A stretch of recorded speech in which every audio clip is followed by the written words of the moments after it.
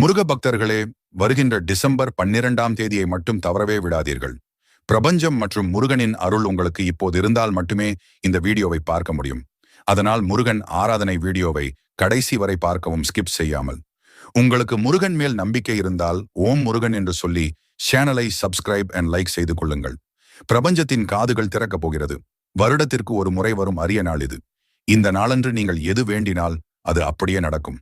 வேண்டாமல் மனதில் நினைத்தால் கூட நடக்கும், அவ்வளவு சக்தி வாய்ந்த ஒரு நாள் இது. இந்த நாளில் நீங்கள் 12 என்ற எண்ணை எதர்ச்சியாக பார்த்தால் முருகன் மற்றும் பிரபஞ்சத்தின் அருள் உங்களுக்கு இருக்கிறது. அவர்கள் உங்களை தொடர்ந்து கொண்டுதான் இருக்கிறார்கள் என்று அர்த்தம். நீங்கள் எதிர்ச்சியாக மட்டுமே இந்த எண்ணை பார்க்க வேண்டும். டிசம்பர் 12ஆம் நாள் இரவு 8 மணிக்கு எலுமிச்சை கொண்டு தீபம் வீட்டு வாசலில் ஏற்றி வையுங்கள். உங்களின் வேண்டுதலை நடந்து முடிந்தது போல நினைத்து பேப்பரில் எழுதி முருகனுக்கு அதை மாலையாக அணிய வேண்டும். இதை செய்யும் போது முழு நம்பிக்கையோடு நடந்து முடிந்தது